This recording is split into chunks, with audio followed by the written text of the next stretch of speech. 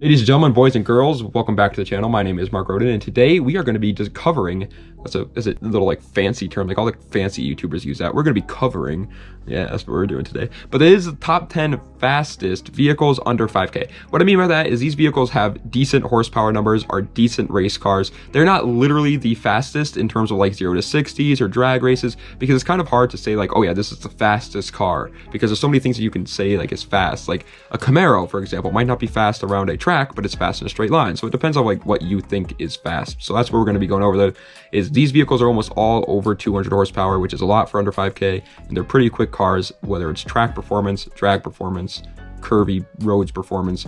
You get the idea. Really quick before we get into the video, guys, over 80% of you are not subscribed to the channel yet. If you would please hit that subscribe button, it would really mean the world to me. I'd really appreciate it. But either way, let's get into the video with number 10. All right, so coming in at number 10 is actually going to the Audi TT first generation.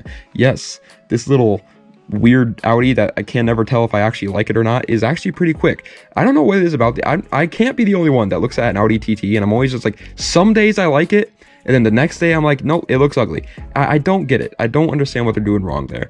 Either way, the Audi TT comes with a 3.2 liter V6, making 250 horsepower, and they are all-wheel drive because they're an Audi. There actually is some Audi TTs that are front-wheel drive, but I would recommend getting the all-wheel drive one. And 250 horsepower under 5K in a car that's as light as an Audi TT is no slouch. These cars are commonly used for just about anything, whether it's rally racing, yes, rally racing, circuit racing, drag racing, even drift cars, because it's easy to swap an all-wheel drive car to rear-wheel drive. You'll see them everywhere. All Audi TTs are just a race car born to be a race car. However, coming in at the number 9 spot is going to the Dodge Neon SRT4. I remember back like a couple years ago, I don't know if I'm the only one that remembers this, but back in like 2015, 2016, the SRT4 was like the go-to first car. Like everybody had SRT4s. Everybody wanted an SRT4. I don't know, like they kind of fell off, but I think they should make a comeback, man. These things are still so cool. They come with a 2.4 liter turbocharged inline 4, making 225 horsepower, and it is front wheel drive. Now, yes, 225 horsepower doesn't sound that great when you're talking about like horsepower, but once again, remember, this is under 5K, and that's 225 horsepower in a very lightweight car. Dodge Neons are really light. They're close to as light as a Miata. Okay, so that's a really quick little car. On top of that, the motor is actually pretty decent for building power too. So if you wanted to go even faster, you could. But I will say SRT4s sitting under 5K nowadays are a dime a dozen. So be careful when going to pick one up. Coming in at the number 8 spot is going to the wonderful Saab 9-3. How do you like that, Saab boys? I know it doesn't sit right with you. You wanted me to say Saab 9-3. No, Saab 9-3, okay? There's a dash there. Stop ignoring the dash. The Saab 9-3 is a decent car. It's a very sleeper heavy car. Like nobody expects Saabs to be quick at all. They just look like grandma cars. But either way, they come with a 2 liter turbocharged inline 4, making 210 horsepower, and they are all-wheel drive or front-wheel drive. They even offered, yes, they offered some models as front-wheel drive. Most of them are all-wheel drive though. Just want to put that out there, but you can find some that are front-wheel drive. And even though, yes, once again, 210 horsepower doesn't sound like that much. It's a Saab 9-3. Again, lightweight car, built on a WRX platform. You can make a lot more horsepower with that motor. Everything about the car is pretty much a WRX, but for significantly cheaper than a WRX. And it's a Saab. Saabs are just unique, okay? Like not a lot of people have Saabs out there. Build a Saab, be different. Coming in at the number 7 spot is going to the Chevy Cobalt SS. Somebody yelled at me the other day in one of my comment sections saying, he said it, Cobalt, it's Cobalt. I don't care. Okay, it's Cobalt. It sounds better saying Cobalt, but it's the Cobalt SS. These cars are very slept on, just like they're kind of like an SRT4. Back in the early 2000s, all these American car companies wanted to make tuner cars, and they all fell flat on their face. But they're kind of coming back around now, and that's good because the Cobalt SS is good. It comes with a 2 liter supercharged inline 4, making 205 horsepower, and it is front wheel drive. There is a turbocharged version of this that makes even more horsepower. It's harder to find it under 5K though, but if you can, once again, absolute steal. But either way, the car is just like the last 3 cars that we talked about, the Saab 9-3 and the SRT4. Yes, at first it doesn't sound like it has a lot of horsepower. It doesn't sound like it's super fast. Only 205 isn't crazy, but you can tune it to make more, and it's a lightweight little track or monster. If you're trying to get some lap times in, this is the car to do it in. On the other end of the spectrum, if you're just trying to go fast in a straight line, number 6 is the Ford Crown Victoria. Of course, because it's a just muscle car. As we all know, these used to be old police cars, and so nowadays, since the police have moved on and are starting to use Ford Taurus shows now, well, they have been for a while now actually, all their old Crown Vics are going to auction. So you can buy an old Police Interceptor Crown Vic for dirt cheap, and they're insane. They come with a 4.6 liter V8, making 239 horsepower, and it is rear wheel drive. It's actually the same V8 that they were putting in the new Edge Mustang GTs at the time, so you're golden. It's a decently reliable V8, but the problem is Ford Crown Vics have been beaten up. So just like the SRT4 before, be careful. Go out there, use your brain a little bit before you start buying Crown Vics, because they can be a little bit beat up. But once you get them, they are just a blast of a car. 240 horsepower, rear wheel drive, high revving V8. What more could you ask for?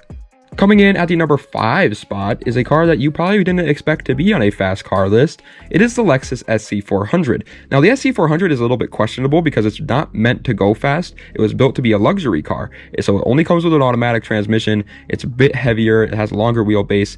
But what's under that hood, smelling, stinking, like Yag Saran or something, the old god, sitting there hiding, waiting for its moment to shine, is a 4-liter V8, making 270 horsepower, and it is rear-wheel drive. That V8 is called the 1UZ FE, by the way, and it can make a decent amount more. On top of that, it's reliable. I know this isn't about a video about like reliability, but the SC400 is reliable as hell. The only thing that you have to do to an SC400 to make it like a fun little race car is swap the automatic out with a manual, which, yes, it's going to be a little bit of a struggle. I'm not going to sit here and lie to you, but once you do, it's well worth it. Coming in at number 4 is going to another Ford bar. I know, those Fords are just taking over this list, obviously. I feel like you guys probably expected the American cars to get on here on the fast cars list, but it is a Ford Mustang GT SN95, which is pretty much just a shorter wheelbase, lighter weight, better looking Ford Crown Vic.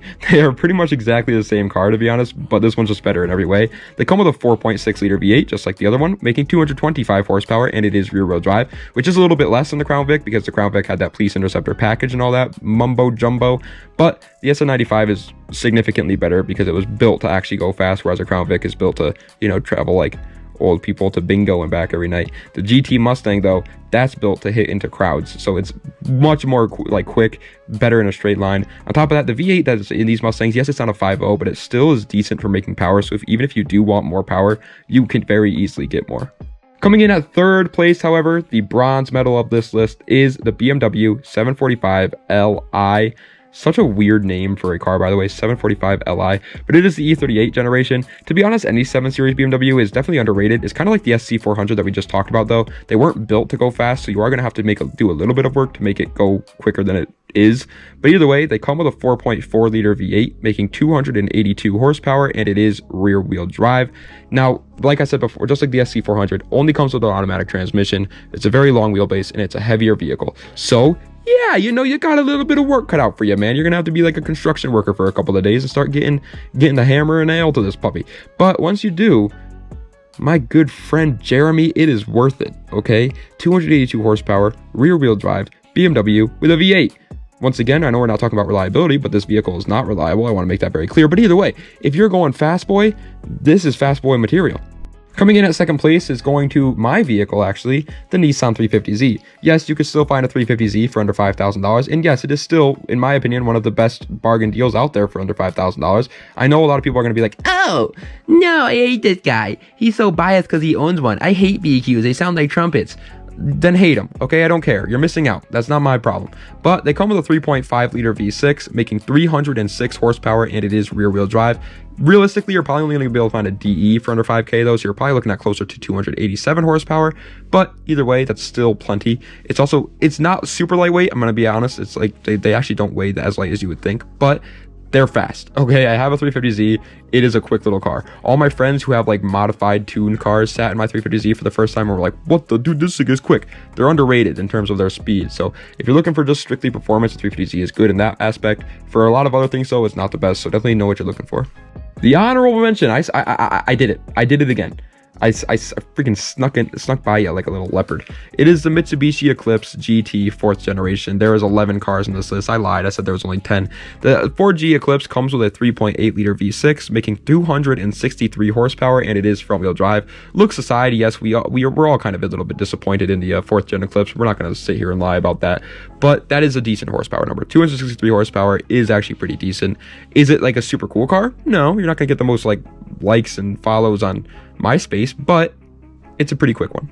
However, coming in at first place, one of the fastest cars for under $5,000 is going to the Pontiac Firebird 4th generation. You sadly aren't going to be able to find a WS6 for under 5K. If you can, hello partner, that is an amazing deal. You should absolutely snag that right up. But even the base models are still very, very good. They come with the LS of the time, actually, which if we all know anything about the LS, we know how much power we make on that.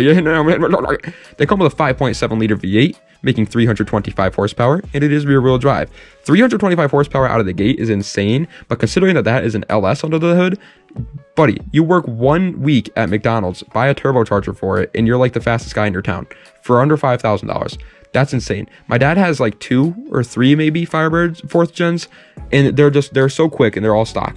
Like, trust me here. It will be a little bit hard to find an automatic for under $5,000, but I mean, I meant a manual. A little bit hard to find a manual under $5,000, but it can be done. And if you do manage to find a manual one with a V8 under the hood, making 325 horsepower for less than $5,000, that's an LS that can make more horsepower. That's reliable. That looks cool. That's rear-wheel drive.